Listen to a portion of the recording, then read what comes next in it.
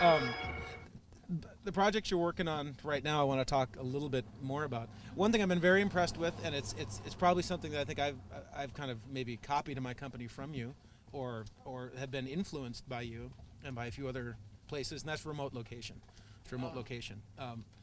There's a bad habit in design, or I think probably all creative industries, that isn't based in reality. And the bad habit is that you have to go to the same desk every day, and you have to live in the same spot every day.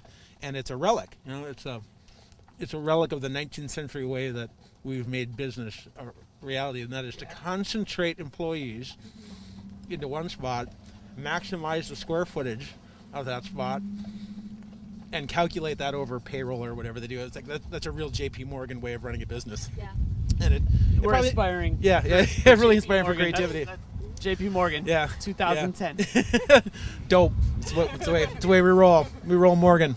It had a good 100-year run. It's a great way of concentrating wealth, I suppose. Yes. But it just really doesn't work for making a creative product. Like, it really doesn't. And if you look at the people you respect in any creative field, whether it's baking cakes or painting or design or carriage design, I mean, any of those places, it's a much different way you do business.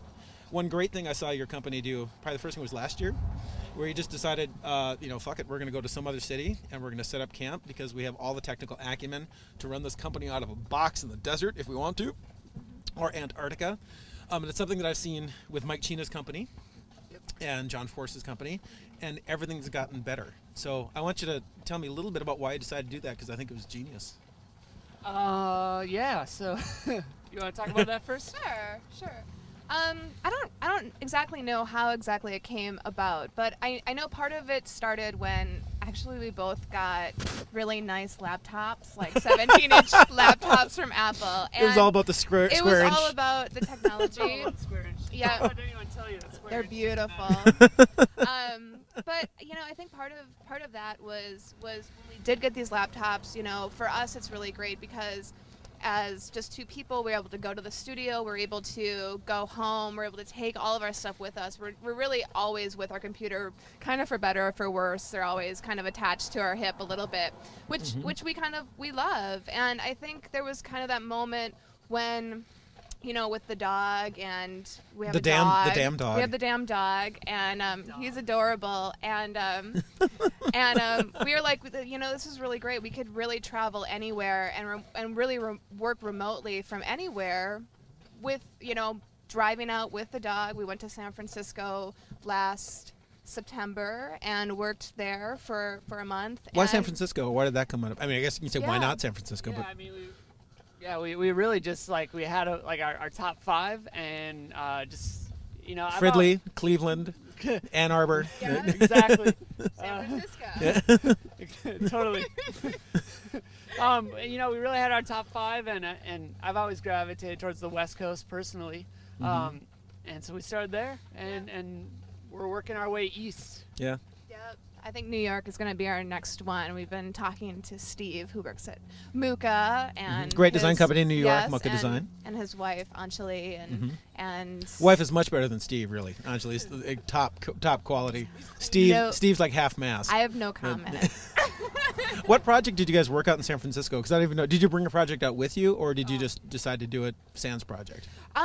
We did have some projects that we were working on with some smaller clients. I think we tried to bring it down to a bit of a minimum when we went out to San Francisco, just because it was kind of a trial run for us. But actually, most of our time that we were out there, we were in the process of rebranding ourselves. So rebranding, business system, new website. So it was great to be kind of separated from our day-to-day life and to work on those things and really put a lot of effort and time into them while still enjoying the city and getting out every night.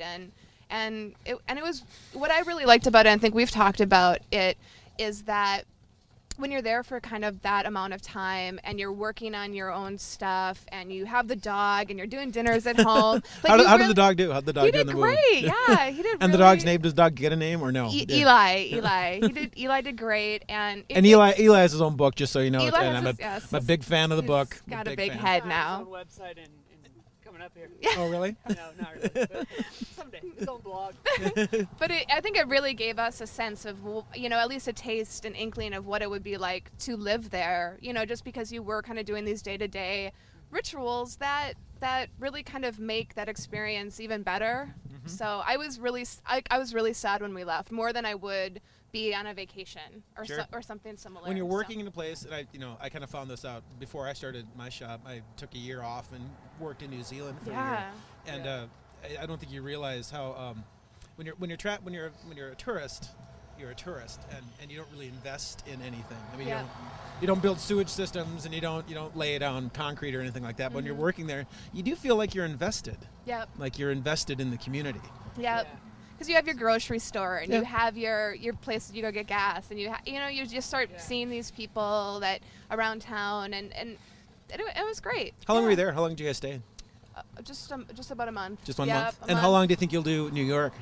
A month. 1 month. Yeah, we're trying the month-long thing for right now. Yeah. Yeah, we're gonna start with a month, and then we'd love to, you know, maybe if we end up ever going overseas or even like down south to Mexico, maybe like a 2-month thing, just because it's further away and more of a commitment. Yeah. But yeah, start with a month and easing into it. Yeah. So. I kind of hope that new designers that kind of see this model realize that it is really, really doable, because there's a couple things. One, you're going to keep yourself a lot more fresh because you're going to change your surroundings. But it's just reality. Like, the world will chase down talent. Like, the world will find you. Like, the idea that the idea that talent has to chase business is true. You have to. But it's not exactly 100% correct. Like, you have to avail yourself to opportunities, but the world will find you if you're talented. You know, I did not know, when we interviewed Mike Chino recently, I didn't realize that his partner's been in Bangkok for the past year. I had no idea. I thought he was like in Baltimore or something. Yeah, he was too, but he met a girl from Thailand, and now he's in Bangkok. And mail order brides. Yep, I would actually think he's the mail order husband, probably. Like, and probably kind of cheap. Like, yeah. Like, the Baltimore husbands are actually a lot cheaper than, say, any other cities in the Rust Belt. You know, like New York was like $750, but Baltimore was $650. Yeah. It wasn't quite as expensive. Yeah.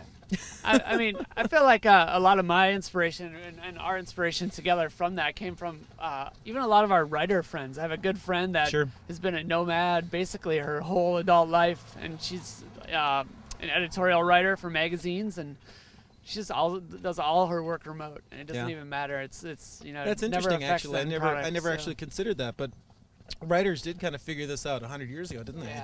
Yeah, they're kind of the pioneers. I know that, like, Aaron Pollock, his brother is an architect, and he does that as well, and it's really Hemingway kind of figured this out in Cuba. But sadly, we shouldn't end as Hemingway did. Maybe there's some things we can learn that we don't do.